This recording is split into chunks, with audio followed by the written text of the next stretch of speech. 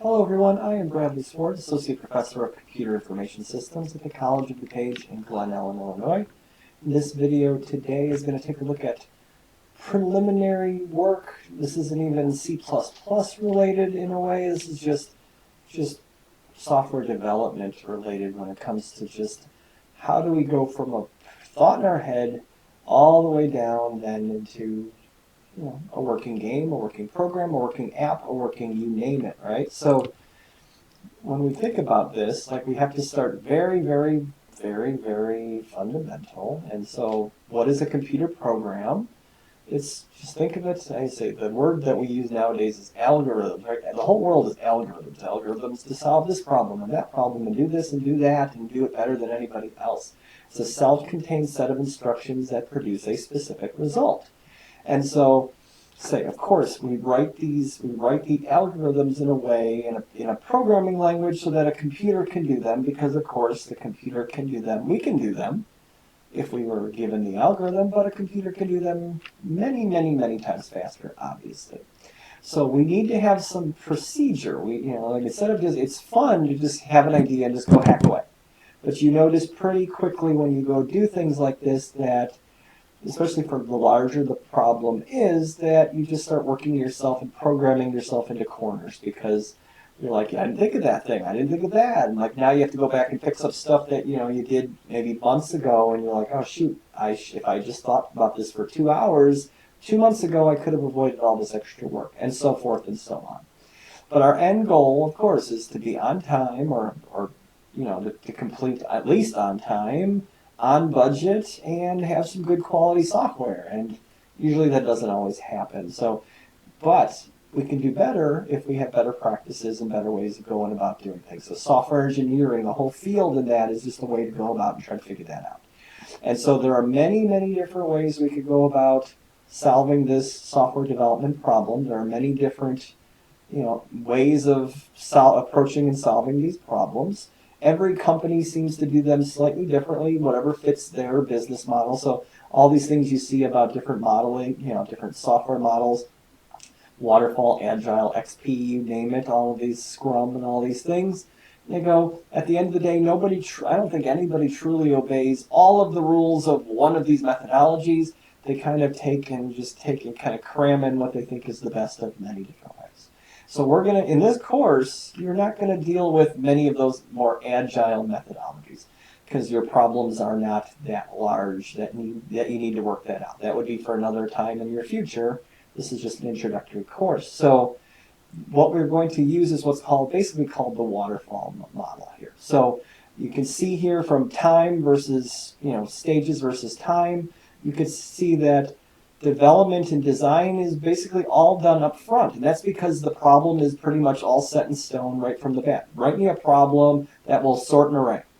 Okay, that was it, right? It's like, okay, that was the development at least, that was the design at least. Like, okay, I know what I have to do. A lot of times in a real world situation that you don't really know, and like you do it in phases because over time you will kind of learn how to solve that problem. A video game is a prime example. Like I can make any video game right now, but I don't know what I'm supposed to make or how fun it's going to be. So there's a lot of details that I kind of have to hold off on. And so this is a different model than what we see here.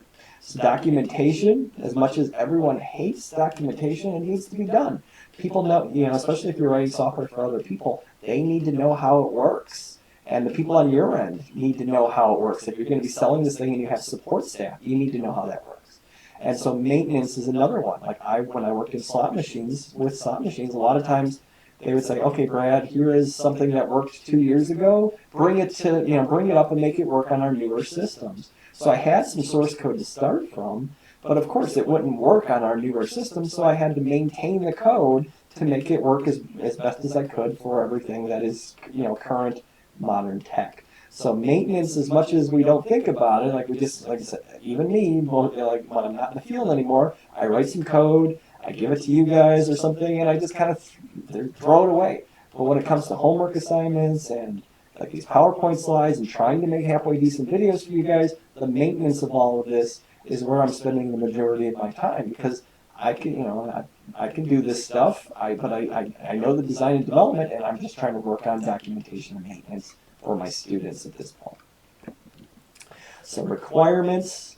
But when it comes down to it, like I said, requirements. I tell you the requirements, and say sometimes I'm very, very clear, and sometimes I'm not as clear. I leave it a little more open so that you can spend a little time trying to figure out, you know, how to work your way down from that higher level problem. But let's say analysis, design, coding, and testing is what you're going to experience here. And you can see breaking down the development and design into these stages, you can see this: analysis, design, coding, testing. And so you can see that they overlap. In this model at least, you don't see three of them overlapping at the same time. You can see two of them, but they call it a waterfall because pretty much you can see it's all, you know, maybe it's not falling upwards, but you can see that once something is done, you don't come back. Just like water, when it falls down a waterfall, it doesn't go back up, at least very easily. And it takes a little bit of time with rain and whatnot. But it's saying once analysis is done, it's done. Once design is done, it's done. Once coding is done, it's done. Once testing is done, the whole project is done. And you will hopefully see this as you're working your way through. And I say a lot of times, maybe not in these courses, but in a lot, especially as you move up the ranks, and it's not just programming, it's anything. The more, if you do spend time and you slow down in analysis and design, you will actually save yourself, as much as it doesn't feel like it, you will save yourself a ton of time on the back end, because you will think out all the little things that could go wrong in the process of getting the thing coded or engineered and then tested and out the door. So analyzing the problem. I'm going to give you the problems to solve, but out in the real world, it's not so easy. Make a video game that's going to make us $1 trillion.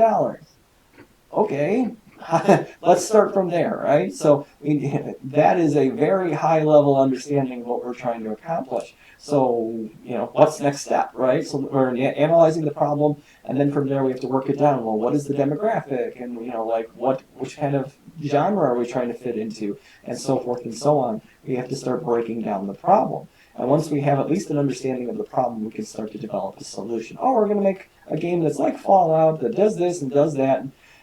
But all along the way, we take a large problem, we break it down, and we refine our algorithms, solve the problems, and then the sub-problems, and then their sub-problems, and then check the solution. In your case, you'll develop a solution, you'll check it, you'll test it. I test it more than you guys do most times, and we'll see where we'll see if every case works out or if some cases don't. And so you can see here if this is a high-level program, where you just say, I need an inventory control program. Like, that's great. But now, okay, we can take that one item and break it down into 3 separate pieces. I need data entry, I need calculation, I need report, I need all of these things to work together. So what can you do for me? And then you can see, even this breaks down. This is top-down design at its finest, right? Taking a large problem, breaking it into smaller problems, and then those into smaller and smaller problems until you have much more manageable chunks that you can start building up into a final product. And again, this is not software specific. This is anything in the real world. That's what I think is good about this video, is that we generally love to just go out and make stuff, just hack it out. But again, especially for things we're going to try to get some investors and spend a ton of time and money on, let's think this out before we waste our time and efforts. So coding the solution, you'll see all of this kind of, this is the whole rest of the course then. Once you kind of know what you're doing, like if you don't know C++, you will in the next videos for sure. It's, you have 8 weeks to 16 weeks to learn this stuff. Write a C++ program, or if you're out in the world, the boss will tell you, Java, PHP, or you name it. Like there are tons of languages, tons of ways to solve this problem. You could probably solve any one of the problems in any one language, but which one are we working on to get the job done? So let's see. Sequence, selection, iteration, invocation. Like I said, like getting things to do things efficiently and in the right order and all that other stuff, that just comes from experience and just kind of flailing along over and over and over again until you get it right. And so, but that's the experience of things as you're a student. When you're out in the real world, you're expected to follow this more suited methodology. So testing. So as I say, I worked in slot machines, I worked in the casino industry, and The first month of a project was the most fun because it was making the game and coming up with all the little details and making all the little things pop and hiss and all that. And the rest, 6 months, 9 months, a year, a lot of that was spent testing and testing and debugging and debugging and debugging. Oh goodness, as much as it was fun, it was always fun when these problems came up and you laugh at them and you're like, how do I solve these things? Sometimes they take 5 minutes, sometimes they take 5 days to solve these problems. That was the majority of the time, at least with the slot machine industry. And so you can imagine, because a lot of times you don't know what's wrong with your software until someone points it out, or sometimes it just takes a year or two. Like I've had problems that bubbled up a year after, and I had to go fix them, and put them back out in the field after some ridiculous types of problems had occurred. So testing, testing, testing. You don't just write it and just go, oh, it worked for sample case 0. Like, well, how about 1, 2, 3, 4, 5, 6, 7, 8, and beyond? And so part of, so you have to understand that some of your work here, because I've been doing this for years, I will try to break your code, and I'll see if I can find fringe cases where things won't come out right. So how much effort? Here we go. It depends on the project. 10% to analyze, 20 to develop, 20 to code, 50 to test. Maybe, depends on the project, depends on what's going on, but these things, of course, can kind of come and go, but you kind of get the feeling that a lot of your effort is going to be going into making sure what you did is actually correct. Because, SpaceX just launched. How much do you think they tested their code? They're probably more on the 90% mark than anything. I don't know exactly what number, but you could imagine they're testing and testing and testing for every contingency, because these are human lives that are hundreds of thousands or millions of miles away, depending on, their mission.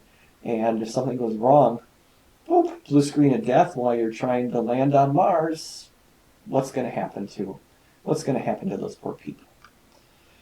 All right, so documentation, we will see here in the future, we'll talk about that, commenting your code. You don't have to write too many crazy comments, but it all depends on the project, and it depends on if you're the architect or the producer. There's a lot of documentation that goes into a large project. Maintenance, like I was saying before, like just because it works now doesn't mean it won't work later. And when people say, okay, let's now add new functionality, you got to jam it in, that's maintenance. It's usually the longest phase, because once version 1 is done, everything past that is maintenance. That just think of Windows and all that. It's just maintenance and maintenance and maintenance, and just keeping it up and keeping it going and making it newer, even though it's version 10 or version 11 or version 12, whatever it's going to be. Basically, you're still maintaining this code so that everything can work. And new bugs will come up. You'll solve bugs. New bugs will come up. You'll solve those bugs, and there'll always be bugs. There'll always be problems. That's great, because that gives you an opportunity to make some money and be a software developer and continue on. But that's just the way things go. It's like we'd like to think our code is perfect. It ain't. So backup copies. I had that happen way back over spring break one time.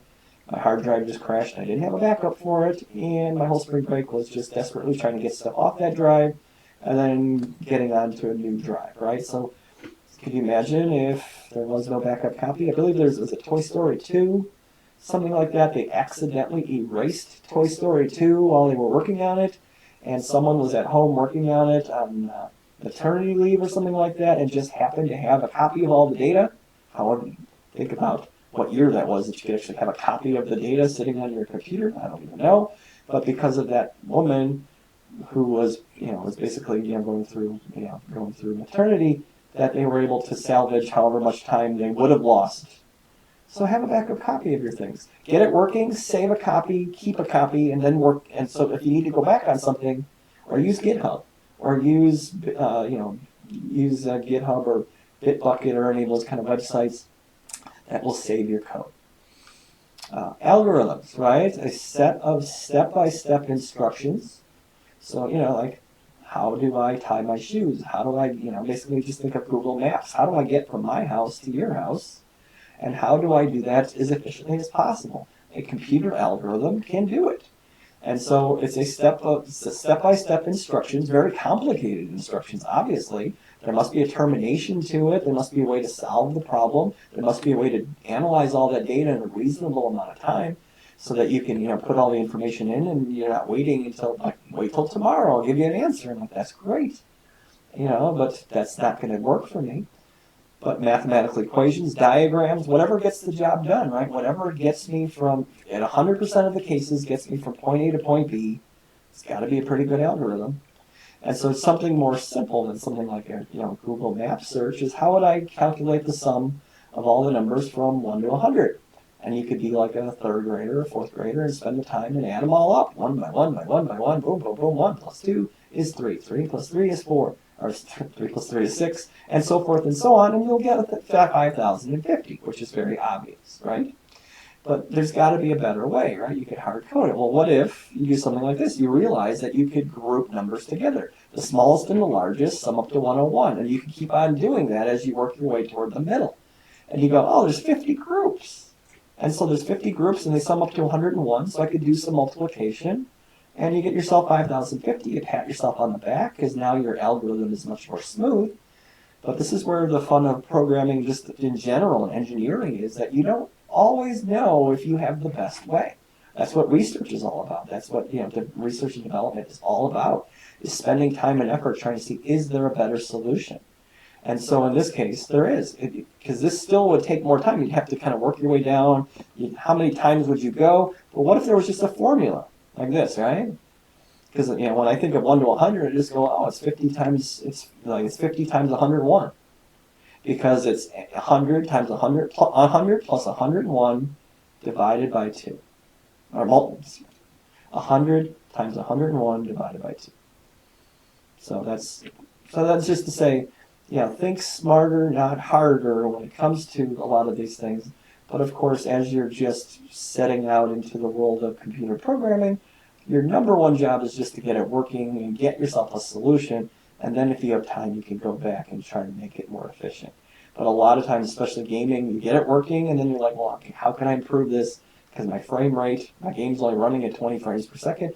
Like, there's a lot going on just to get this thing to work. How can I smooth out the edges and speed everything up? A lot of video games, the last months of video game development is just making everything run smoothly at 60 frames per second. So that's just the way things go. And so I'm not going to make you do this in any of my classes, maybe 1400 if you had to take CIS 1400, but not in 2485 or 2541. Flow charting, you can do it if you want, but like pseudocode and flow charting are big. It's a big deal. Again, planning out what you're going to do before you do it can save you a ton of time on the back end. I wish my assembly language students would listen to me when I tell them it's not a waste of time to take a problem, work it into C or Java, and then take that and work it into assembly language. They spend hours and hours and hours not doing that middle step, and they don't understand the problem they're trying to solve, so how are they going to write code in a language that is so low level and they don't understand? I just wish more students would do that. And I would never make you, I don't even care about all the terminologies between the trapezoids and the parallelograms. Who cares about that stuff? The whole point of this is just to make your life easier so you've thought out the problems. So here's something: start, input, calculate, display, end. Input, this is basically programming in a nutshell, especially starting out here, is you get some inputs in your givens. From there, you calculate something, whatever that you're trying to calculate, and then you output and display those results to the end user. Get your inputs, process, and give your output. I mean, it's a very simple three-step process.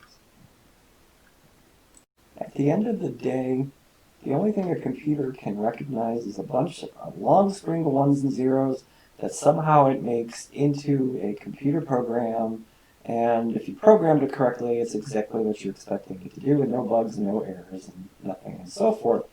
So a machine language, it's executable, right? Like that application. You double click on Word, or that's an application. Everything's in machine language. It all gets loaded into your RAM from your hard drive or your SSD, and it just starts executing. And it is just a series of tiny instructions. Sorry, my nose is so itchy. And so it's just binary numbers that tell me, hey, copy this information over there. Put this information here. Let's add two numbers together. It's just, it breaks down your high-level code into many lines of machine language. And so when it comes down to it, there's two things going on: an instruction and a memory address, because that's what a variable is a memory address. And so when you, like, an instruction could be add a comma b. And so that could just mean, hey, go find A in memory, bring it into wherever you're going to store it, and add B to it, and call it a day. And so and these are just memory addresses at the end of the day. Remember, because everything in our program is a memory address. Even hard-coded numbers are put somewhere in our program.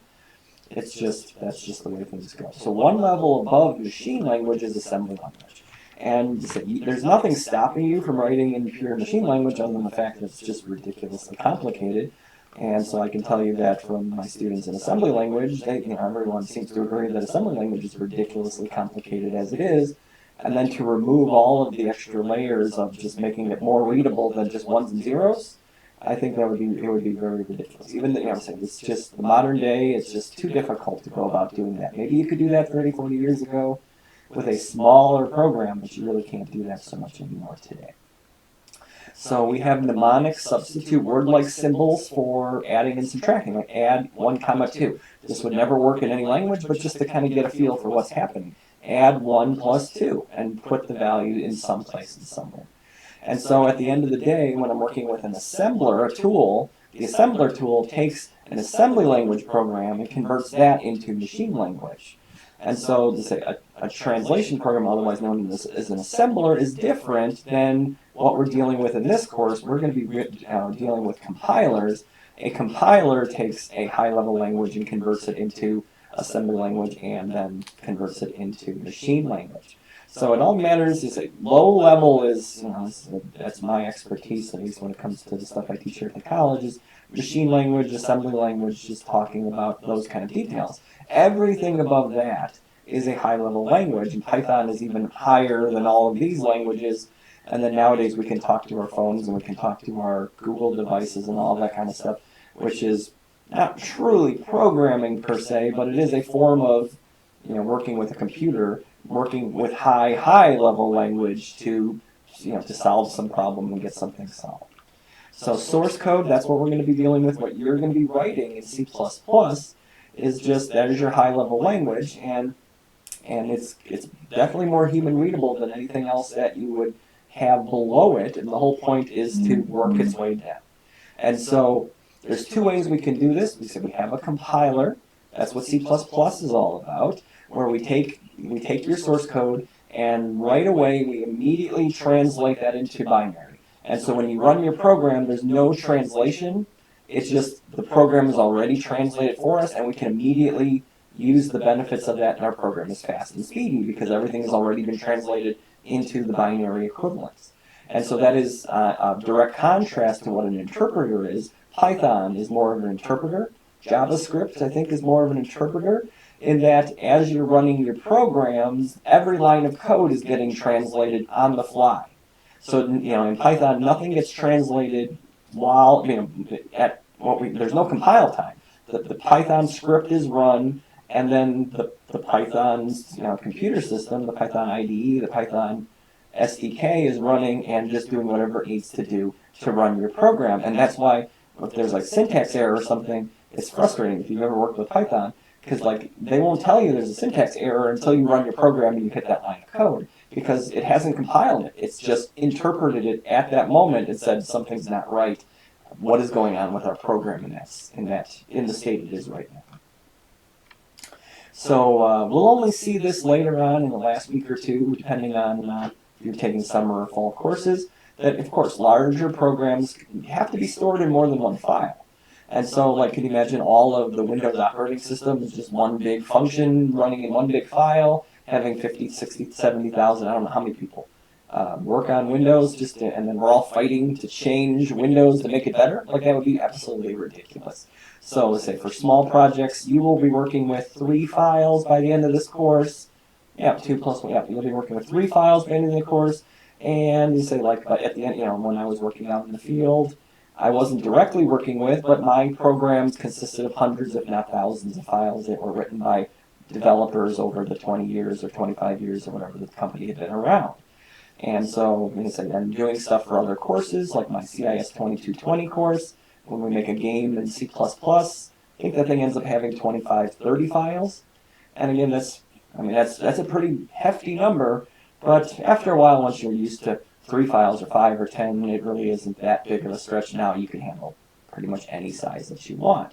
And again, the whole point is to make everything more modular, to take parts of your program as you're solving them and put them in specific places.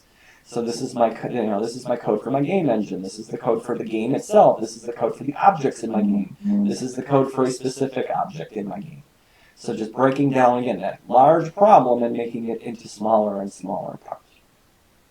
And so the compiler, just to say what the computer is doing, at least in C++, the compiler only works with individual C++ files, or .h files, as you'll see near the end of the course as well. So the compiler just goes ahead and goes, this file's good, this file's good, this file's good, this file's good, and across the board. And of course, it gives you errors, syntax errors, if there are any in there. But if you make it through that stage where it goes, oh, every file in your project is compilable, and it works out just fine, then the final step here is working with the linker to put them all together into the final executable.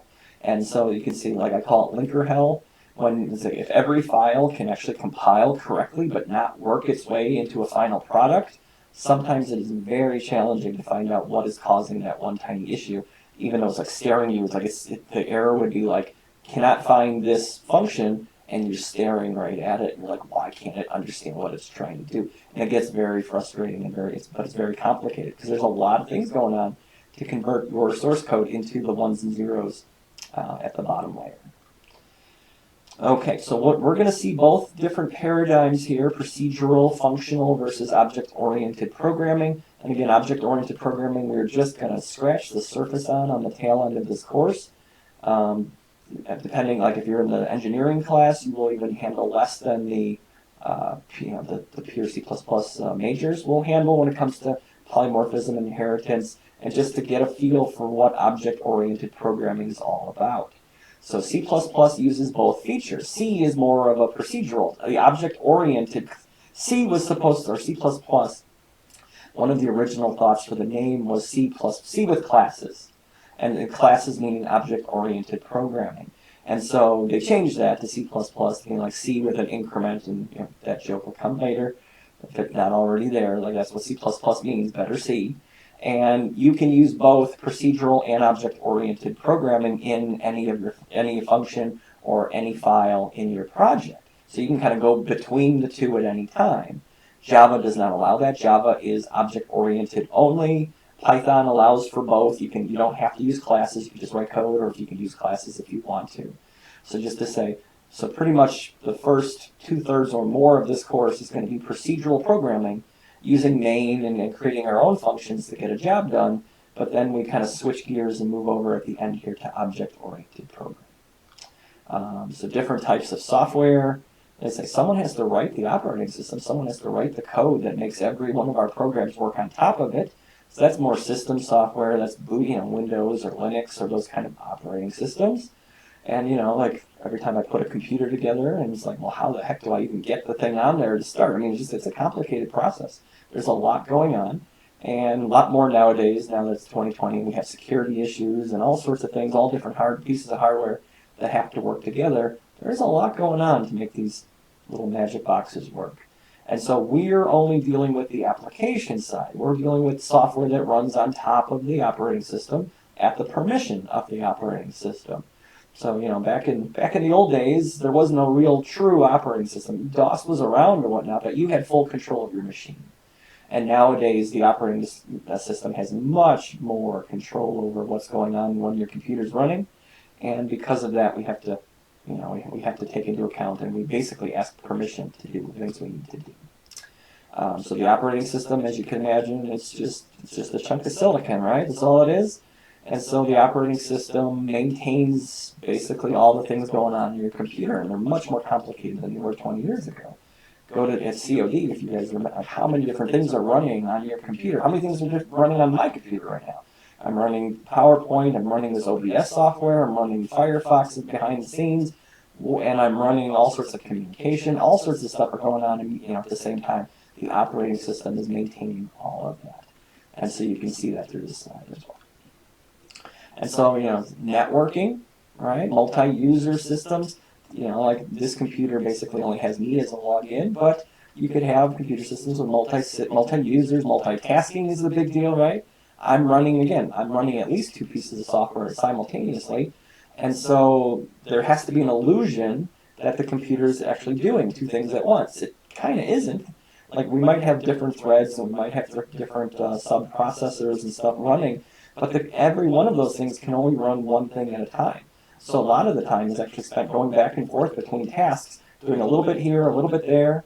And it's like, I kind of equate it to if you wanted to watch 5 different movies, you're like, I want to watch 5 different movies, and you can't watch all 5 at the same time, but you could, if you wanted to be like a computer, you could watch 10 minutes here, 10 minutes, 10 minutes, 10 minutes, 10 minutes, cycle back around.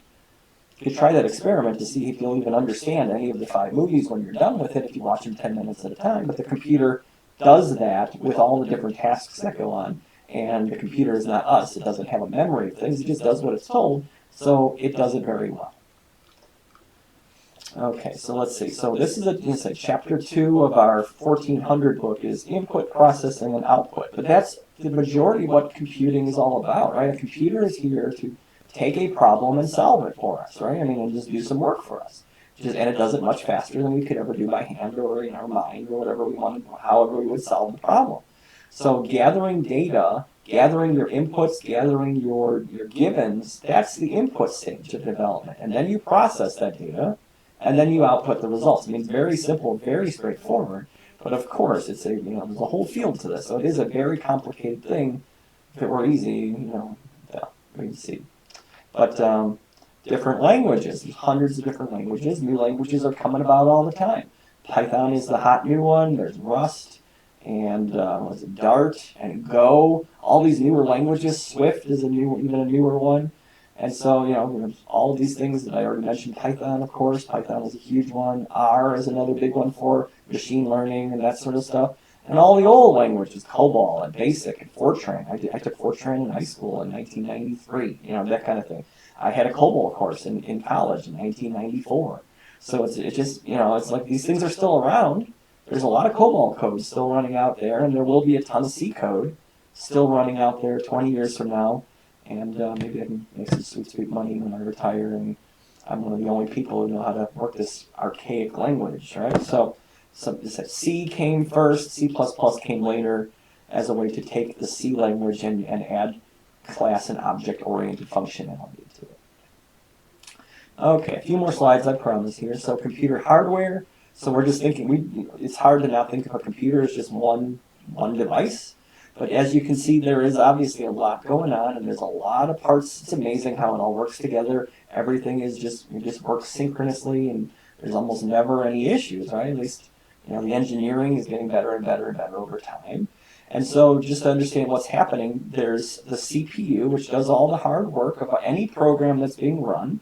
It does all of the arithmetic and logic, all the moves and copies and adds and subtracts and all of that stuff. And it works with RAM. That's what secondary storage and memory here. Hard drive is secondary storage. Memory is RAM. So the CPU works with RAM to do its job, to do whatever the program is supposed to do. And then from there, input comes in and puts values into variables. It does all sorts of extra stuff. And then from that, output as well. So there's, for a video game, right, there's input every moment of the game, and then there's output, is what's going on the screen. And everything else is being maintained. Every object in our scene is being maintained on a frame-by-frame basis, and it's all doing it automatically. So just a very high-level understanding of what's going on here. So again, if you want to, you can go through it, but you've got RAM, you've got CPU, you've got wires that connect it all together, you've got your hard drives and your video cards, and your RAM and all of that stuff, and it all works together in the end. And then not even including the internet when it comes to communications across a distance between 2 separate computers or more. So I'll just go through this quick because there's other videos for this. Bit. A bit is just a 0 or a 1 value. A byte is the smallest grouping that we can have in a computer, and that's just 8 bits of storage, and everything else is a larger version of that, usually in groups of 8. Not always. There are things that are not. But 8 bits, 16, 32, 64, and there are 128-bit registers on our CPU and those kind of things. And say from other slides, from other slideshows also, character codes. How do I take a bunch of binary digits and convert them into ASCII letters? Like, if I wanted to basically have a string of characters in binary, how would I do that? There's a standard for that. And if you've ever done like a puzzle escape or a room escape kind of thing, you've probably seen that in some form.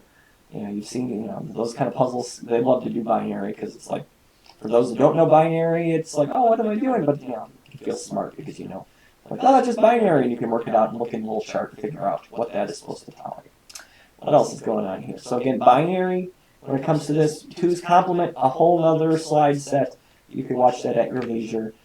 Basically just a code. It's just ones and zeros that, if we were working on a computer in base 10, it would just be the same kind of deal. Each digit would be a number between 0 and 9, just like everything in binary is only a 0 or a 1. And so, like I said, it's just a very, very strange encoding for us humans, but of course, as you can obviously tell, the computer knows no difference. That's all it knows. And so we'll see there's groupings. In this course for you guys, I try to keep it to the basic data types like int and character and bool and float, or maybe double. And so, but there's different values that can be stored in these different data types, and you have to understand the limitations. If I need numbers that are huge, I can't use a byte, because it can only handle a value up to 127. And so like 4 bytes will give me up to 2 billion. 8 bytes will give me up to 9 centillion. I never can remember what the exact term for it. What's a huge number? Basically square this off and you get, well, not really, but you get 9 something with a lot of it. 9 times 10 to the 15th or something like that. So let's see. Not even talking about programming, but even just getting down to it here, just thinking about how I start converting a thought or a math problem into something that the computer can solve for me. So you have to use consistent units. You can't use kilograms over here and pounds over there unless you have a conversion factor. Very easy, very simple stuff. Using an incorrect form of a conversion factor, yes, that kind of stuff. Rushing, this is the huge one. So it's like over the years, like I just hack, but I learned my lessons, and maybe I go a little too slow with my life now because I keep thinking, what can go wrong? What can, for not even just programming, just like in general. But and just for you guys too, if you rush out to do things, you'll make mistakes, things you didn't account for, and either your projects will go out into the world and then they'll find the mistakes, or same kind of thing here is you'll find your mistake way into the project, and it'll take a ton of time to fix compared to the no time it would have taken if you just kind of scratched that idea off before you even started. And so this one's affected me a few times in my life too, not backing up your programs. If you're happy with something, keep a copy before you start tinkering and make it better, because if you want to come back to it, you can't. If you write, like, how did this thing work yesterday or the day before? And so, so when it comes to that, you can use GitHub, you can use Bitbucket and all those kind of tools, SVN and Tortoise and CVS and all those kind of tools to maintain different versions of your software over time. That's why they do that, so that you don't lose your data. You can always fall back. Because there were times, too, where I would spend a whole day just working out code, and then I would erase it. And come back the next day, and then the next morning, in an hour, everything I learned about how I changed everything around, I had to fix. And everything was much nicer because I started from a fresh, new standpoint. It's not appreciating that computers respond only to explicitly defined algorithms. And so my phrase for that is the computer will always do what you tell it to do, but it won't always do what you want it to do. So because it's all up to you, the computer is never going to make an inference and go, did you mean this? Nope. The computer will always do exactly what it's told, at least right now in 2020. We don't have that kind of AI yet for programs that can modify themselves as they run. So what have we summarized here? We've talked about a ton of different stuff. So, and it's very basic, it's preliminary stuff, but it is very important. It's very foundational to the field. It's good to understand it at a foundation level, and then when you basically come back to software development, architecture deals, in grad school or in a third or fourth year after you understand programming, it's a big deal because it's engineering, it's architecture, it's just done in a different way, and it's done in zeros and ones, and it's not stuff you can see when you drive down the road. So anyway, so that is my video for today. If you need to get a hold of me, of course, swardb@cod.edu is my handle over at the college. You can post here to YouTube, and I'll get back to you as soon as I can. So ready to move on to bigger and better things. Thanks for sticking it out. Have a good day.